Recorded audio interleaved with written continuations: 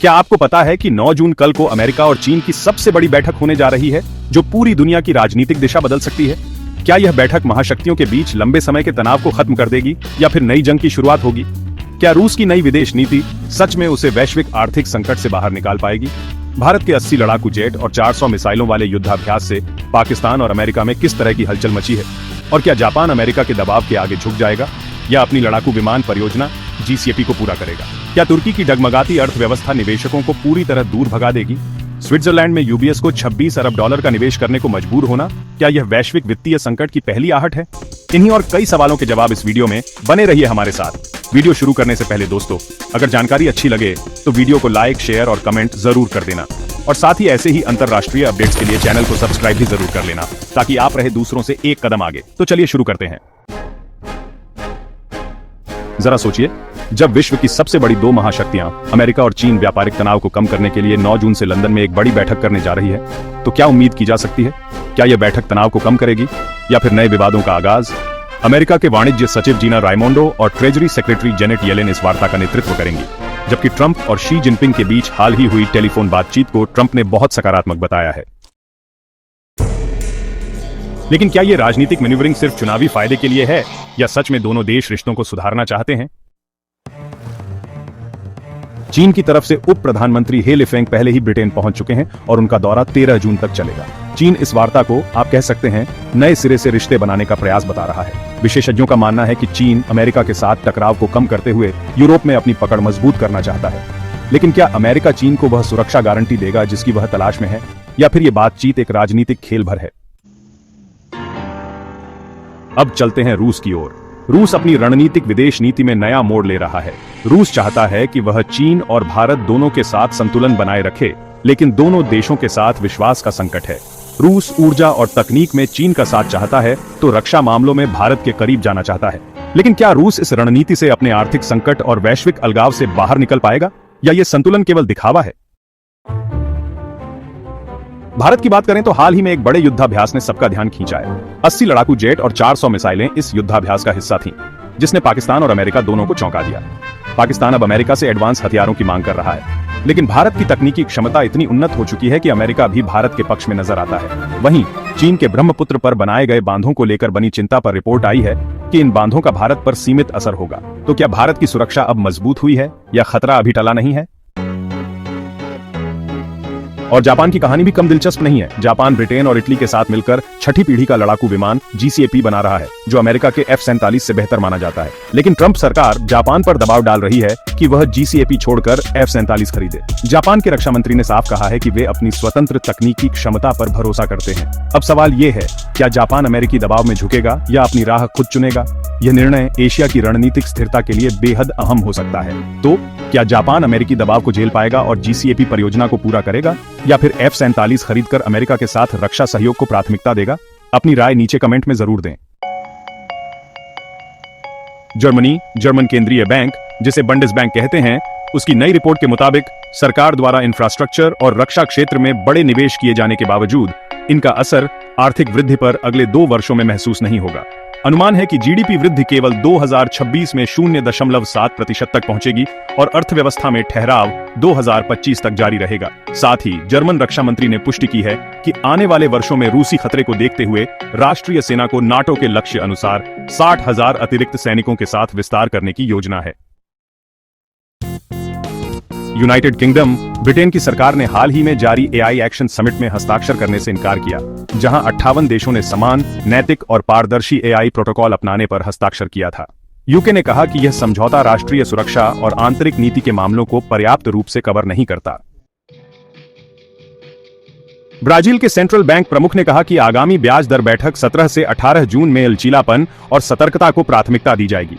उन्होंने यह भी जोड़ा कि मुद्रास्फीति को नियंत्रित रखने के लिए 50 बेसिस पॉइंट की लगातार 6ठी बार दर में वृद्धि की गई है, जिससे बेंचमार्क दर अब 14.75% हो चुकी है। यह लगभग 2 दशक में सबसे ऊंची दर है। इसके अतिरिक्त पिछले 2 महीने के सर्वे से पता चला है कि कृषि क्षेत्र में ताकतवर प्रदर्शन की वजह से इस वर्ष देश की GDP वृद्धि करीब 2.13% रहने की उम्मीद है।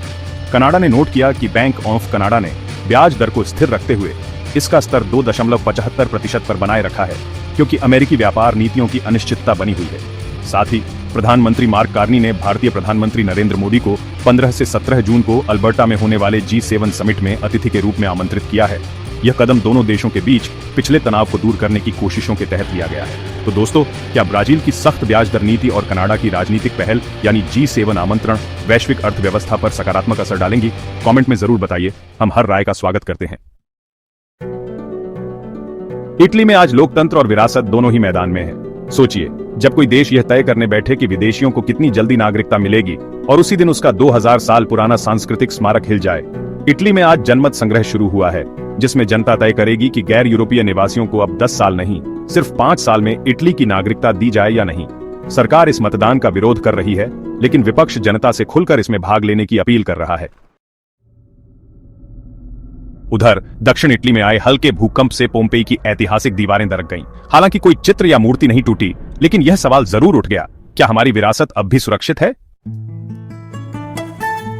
ऑस्ट्रेलिया की सुबह थोड़ी धीमी और थोड़ी राहत भरी रही। सरकारी आंकड़ों में सामने आया कि देश की जीडीपी ग्रोथ केवल 0.2% रही। यह उस देश के लिए चेतावनी है जो दुनिया की सबसे स्थिर अर्थव्यवस्थाओं में गिना जाता है। मगर इसी के बीच मजदूरों को राहत मिली है। न्यूनतम वेतन में 3.5% की बढ़ोतरी कर दी गई है। इसका मतलब है हर कर्मचारी को अब साल में लगभग 1670 ऑस्ट्रेलियाई डॉलर ज्यादा मिलेंगे। सांसद टिम विल्सन ने कहा, खुश कर्मचारी, बेहतर देश। मगर असली सवाल तो यह है, क्या यह कदम ऑस्ट्रेलिया की धीमी पड़ती रफ्तार को तेज कर पाएगा?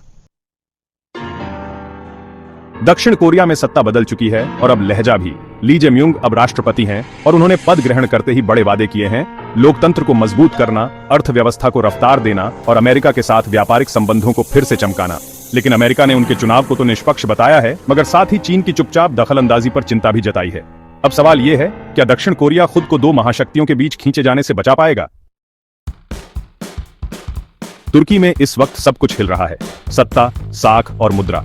देश के रक्षा मंत्री ने साफ कर दिया कि तुर्की सीरिया में अपनी सैन्य मौजूदगी जारी रखेगा। मगर घरेलू हालात बहुत अच्छे नहीं हैं। एक बड़े फिनटेक घोटाले में 13 लोग गिरफ्तार हुए हैं और इसी बीच तुर्की की मुद्रा लिरा 42 प्रति डॉलर तक गिर गई है। इस गिरावट को रोकने के लिए केंद्रीय बैंक को 25 अरब डॉलर खर्च करने पड़े और ब्याज दरें भी बढ़ानी पड़ी। निवेशक पीछे हट रहे हैं। अब सबसे बड़ा सवाल यह है, क्या तुर्की की गिरती साख दुनिया भर के निवेशकों को दूर भगा देगी? सऊदी अरब की खबरें एक साथ आर्थिक और आध्यात्मिक हैं। ओपेक प्लस देशों की आपूर्ति में बढ़ोतरी के बाद सऊदी अरब ने जुलाई के लिए अपने तेल की कीमतें घटा दी हैं। एशिया को अब तेल थोड़ा सस्ता मिलेगा। साथ ही गर्मी बढ़ने के साथ सऊदी ने अब अपने बिजली उत्पादन में क्रूड ऑयल के इस्तेमाल को प्राथमिकता दी है, क्योंकि वैकल्पिक ईंधन इस समय काफी महंगे हैं। और हज, हाँ, इस साल का हज बेहद तकनीकी बन गया है। सरकार ने 3D स्क्रीन निर्देश, हेल्थ गेट और स्मार्ट सेवाओं का ऐसा जाल बिछाया है कि हर तीर्थयात्री को सुरक्षा और सुविधा दोनों मिले। क्या तुर्की की डगमगाती अर्थव्यवस्था आने वाले दिनों में निवेश के नक्शे को बदल देगी? नीचे कमेंट में जरूर बताइए, आपका नजरिया हमारे लिए बेहद अहम है। स्विट्जरलैंड में वित्तीय हलचल तेज, यूबीएस को 26 अरब डॉलर का बड़ा निवेश करना पड़ा। सोचिए, जब एक बड़ा बैंक इतने भारी निवेश के लिए मजबूर हो जाए, तो क्या यह सिर्फ बैंक की मजबूती का संकेत है या फिर किसी बड़ी आर्थिक परेशानी की शुरुआत? स्विट्जरलैंड ने यूबीएस को यह कदम उठाने का आदेश दिया है ताकि वैश्विक वित्तीय संकट के तूफान से बचा जा सके। निवेशक इस कदम को लेकर चिंतित हैं कि कहीं कहीं यह संकट की आहट तो नहीं। क्या यूबीएस की यह लड़ाई पूरी दुनिया के आर्थिक संतुलन को हिला देगी? ईरान ने अमेरिकी यात्रा प्रतिबंधों पर जताई कड़ी नाराजगी। ट्रंप प्रशासन के नए यात्रा प्रतिबंधों ने ईरान की भावनाओं को भड़काया है। ईरान इसे मुसलमानों और ईरानियों के खिलाफ खुली शत्रुता कह रहा है। क्या यह प्रतिबंध बढ़ते तनाव को और गहरा करेंगे या कोई कूटनीतिक रास्ता निकल पाएगा? अमेरिकी कदमों ने क्षेत्रीय राजनीतिक माहौल को और जटिल बना दिया है। क्या विश्व समुदाय इस विवाद को काबू में रख पाएगा? दक्षिण अफ्रीका में खेल और समाज सेवा का संगम अफ्रीका रैली की तैयारी जोरों पर है। जुलाई में होने वाली इस बड़ी रैली में दुनिया भर की 50 टीमें हिस्सा लेंगी। ये सिर्फ एक खेल नहीं है, बल्कि एक सामाजिक मिशन भी है जो अफ्रीका के लिए आर्थिक मदद जुटाएगा। सवाल ये है, क्या यह रैली अफ्रीकी महाद्वीप के विकास में नया आयाम जोड़ पाएगी? मिस्र में नील नदी के जलस्तर में खतरनाक गिरावट, खतरा बढ़ता जा रहा है। मिस्र के लिए नील नदी जीवनदायिनी है, लेकिन जलवायु परिवर्तन के चलते नदी के जलस्तर में कमी ने किसानों और आम जनता की चिंता बढ़ा दी है। क्या मिस्र अपनी जल नीति को बेहतर बनाकर इस संकट से निपट पाएगा या यह गिरावट आगे चलकर बड़ी समस्या बन जाएगी? सिंगापुर स्मार्ट शहर बनने की राह पर तेजी से आगे बढ़ रहा है। सिंगापुर ने अपनी स्मार्ट सिटी परियोजना के तहत यातायात और ऊर्जा क्षेत्र में नई तकनीकें लागू की हैं। ये बदलाव नागरिकों को बेहतर सुविधा दे रहे हैं, लेकिन क्या यह सफलता दूसरे देशों के लिए भी एक मॉडल साबित होगी? क्या तकनीक सिंगापुर को भविष्य के लिए तैयार कर पाएगी? पाकिस्तान सेना प्रमुख का नियंत्रण रेखा पर अचानक दौरा। ईद उल अजहा के मौके पर पाकिस्तान के सेना प्रमुख ने एलओसी की अग्रिम चौकियों का दौरा किया। यह कदम बढ़ते तनाव के बीच एक महत्वपूर्ण संकेत माना जा रहा है। क्या इस दौरे से सीमा पर सुरक्षा कड़ी होगी या हालात और तनावपूर्ण हो जाएंगे? अब सवाल आपके लिए, क्या आप सोचते हैं कि स्विट्जरलैंड का यूबीएस को यह बड़ा निवेश आदेश वित्तीय संकट से लड़ने में कारगर साबित होगा या यह वैश्विक अर्थव्यवस्था के लिए खतरा बढ़ाएगा? नीचे कमेंट में अपनी राय जरूर साझा करें।